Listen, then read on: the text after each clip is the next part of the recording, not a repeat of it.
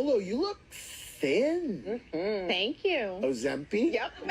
On en parle déjà depuis longtemps, mais le buzz de l'Ozempic continue de faire parler. Vous avez d'ailleurs probablement déjà vu cette publicité.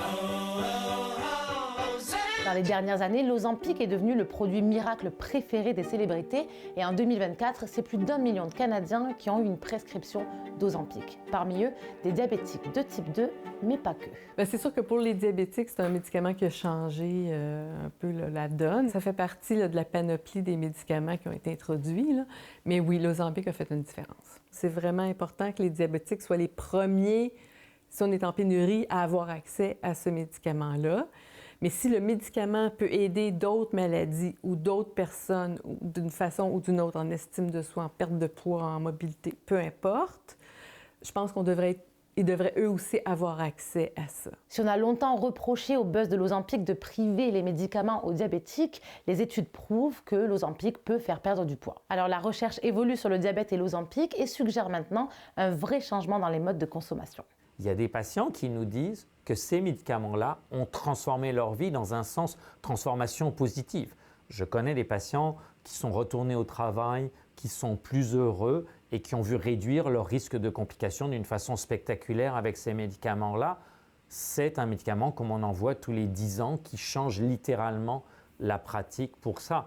Ça ne veut pas dire que tout le monde tolère le médicament, ça ne veut pas dire que tout le monde doit avoir le médicament, ça ne veut pas dire qu'on doit oublier les conseils de mode de vie, même avec ce médicament. Je pense qu'on est allé trop vite avec ce produit-là, puis qu'on voit un certain nombre de limites parce que les influenceurs, des fois, ont une voix qui porte plus importante, plus loin que nous. Et on entend des fois des commentaires excessifs, comme par exemple des patients avec le diabète de type 2 qui disent « ça doit être juste pour nous ce médicament-là, on ne devrait pas le donner pour l'obésité ». Ou au contraire, des gens qui disent « je veux être capable d'accéder à l'Ozempic pour rentrer dans mon costume de bain, pour partir dans le sud ». C'est le traitement des addictions qui est maintenant sous la loupe de l'Ozempic. Cette médication aurait réduit les addictions à l'alcool, au jeu, à la caféine, aux opioïdes ou encore au magasinage compulsif ou à la pornographie. Donc, ce produit peut avoir des effets extrêmement positifs sur des aspects d'addiction, extrêmement positifs sur des aspects de santé mentale.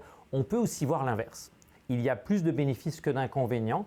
Il y en a qui sont spectaculaires. Il y a tout un tas d'études sur l'alcoolisme, l'addiction au jeu et ainsi de suite qui sont là. À l'opposé, dans ceux qui vont moins bien, on a l'impression que des fois, quand on leur enlève le plaisir de la nourriture, certains patients développent une autre addiction. Donc, on doit être conscient qu'il peut avoir des effets très positifs et d'autres moins positifs. Et c'est un produit qui a un retentissement extraordinaire. Cette semaine, la première étude est sortie qui suggère que pour beaucoup de cancers, pas tous, quand on prend ce produit-là, on réduit un peu le risque. La recherche sur le diabète doit s'intensifier, mais c'est sans compter un défi de taille, le prix d'accès.